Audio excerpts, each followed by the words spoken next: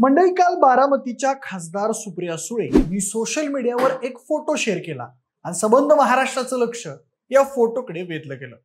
कारण या फोटोमध्ये जय पवार यांच्या आत्या शरद पवार आणि त्यांच्या पत्नी प्रतिभा पवार हे दिसत आहेत. या सोबतच या फोटोत स्वतः अजित पवार यांचे चिरंजीव यांच्या होणाऱ्या पत्नी ऋतुजा पाटील या देखील दिसत आहेत. या फोटो खाली सुप्रिया सुळे यांनी अभिनंदन जय आणि ऋतुजा असं लिहिलंय. मिळालेल्या माहितीनुसार जय पवार हे आपल्या साखरपुड्याचं निमंत्रण देण्यासाठी शरद पवार यांच्याकडे गेलेले होते आणि आता त्यांचं ऑफिशियली लग्न ठरलेलं आहे असं समजतंय.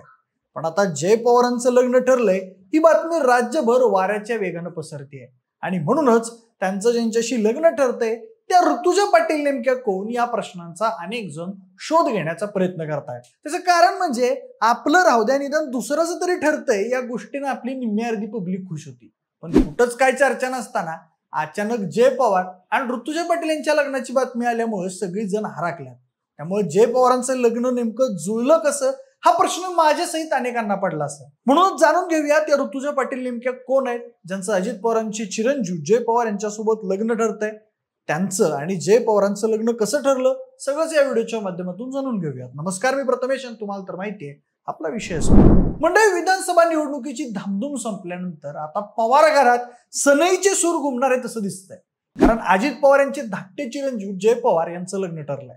मगाशी सांगितल्याप्रमाणे सुप्रिया सुळे यांनी या संदर्भातली एक पोस्ट काल केली आहे. खरं तर गेल्या काही दिवसांपासून शरद पवार आणि अजित पवार यांच्यामध्ये कुठेतरी राजकीय वैर दिसत होता. अजित पवार यांनी मूळ राष्ट्रवादीपासून फारकत घेत आपला वेगळा संसार थाटला आणि ते महायुतीमध्ये सामील झालेले आपल्याला दिसत होते. पण आता जय पवार यांच्या लग्नानिमित्त हे दोघे एकत्र येणार असं एकूण तरी वातावरणावरून दिसतंय. मंडळी, खासदार सुप्रिया सुळे यांनी दिलेल्या माहितीनुसार त्यांचा भाचा जय पवार यांचं लग्न सोशल मीडिया कंपनी सांभाळणारे प्रवीण पाटील यांची मुलगी ऋतुजा पाटील हिच्यासोबत होणार आहे. तर जय पवार आणि ऋतुजा पाटील हे गेल्या काही दिवसांपासून एकमेकांच्या संपर्कात होते आणि त्यानंतर आता दोघेही लग्नाच्या बेडीत अडकणार आहेत. त्यांचा हा प्रेम विवाह असल्याचं देखील बोललं जात आहे. मंडळी, ऋतुजा पाटील यांची बहीण ही केसरी ट्रॅव्हल्सचे पाटील यांच्या घराच्या सूनबाई आहे. त्याचबरोबर ऋतुजा पाटील या मूळच्या फलटणच्या आहेत. मंडळी, पार्थ पवार हे अजित पवार यांचे थोरले चिरंजीव तर जय पवार हे धाकटे चिरंजीव आहेत. जय पवार यांचा उद्योग व्यवसायाकडे जास्त कल आहे. दुबईत काही वर्ष त्यांनी व्यवसाय केलाय. सध्या मुंबई आणि बारामती इथं ते आपला व्यवसाय पाहत असल्याचं सांगितलं जात आहे. परंतु घरातच राजकारण असल्यानं तसेच आई वडील दोघेही लोकप्रतिनिधी असल्यानं सामान्यांच्या प्रश्नांची सोडवणूक करण्याकरता देखील ते राजकारणात सक्रिय होत असल्याचं दिसत आहे. मागं लोकसभा आणि विधानसभा निवडणुकीवेळी अजित पवार जय किंवा पार्थ त्यांना राजकारणात उतरवतील अशी चर्चा होती. पण जय पवार तसे राजकारणापासून दूरच राहिले.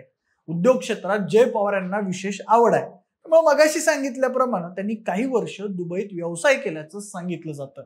परंतु गेले काही वर्ष ते मुंबई आणि बारामतीतच असतात. सध्याही ते व्यवसाय सांभाळत असल्याचं सांगितलं जात आहे. पण आता जय पवार आणि ऋतुजा पाटील यांचा साखरपुडा हा 10 एप्रिल रोजी ठरलाय. हा साखरपुडा पुण्यात होणार आहे असं समजतंय. तर लग्न हे डिसेंबर महिन्यात होणार असल्याची माहिती समोर आली आहे. दरम्यान राष्ट्रवादीमध्ये 2 गट पडल्यामुळे उभी फूट पडली. अजित पवार आणि काका शरद पवार हे वेगळे झाले. पण आता एक आनंदाच्या क्षणी दोन्ही सगळे रुसवे फुगे विसरून मतभेद बाजूला ठेवून पवार कुटुंब एकत्र येण्याची परंपरा आहे. आताही जय पवार यांचं लग्न ठरलेलं असताना नवी जोडी आजोबा शरद पवार आणि आजी प्रतिभा पवार यांचे आशीर्वाद घेण्यासाठी त्यांच्या निवासस्थानी गेली होती.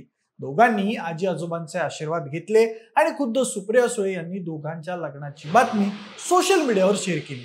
मंडळी, कुणालाच काही कानपून नसताना जय पवार यांचं लग्न ठरले आणि तेही लव्ह मॅरेज. त्यामुळे सगळ्यांनीच डोळे मोठे केले. पण जाऊ द्या, जय पवारांनी आपला डाव साधलाय. तुमचं काय? मला माहितीये व्हिडिओ बघणारी निम्मी अधिक पब्लिक आपापल्या स्वप्नातल्या परीच्या शोधात आहे. त्यामुळे कामाला लागा.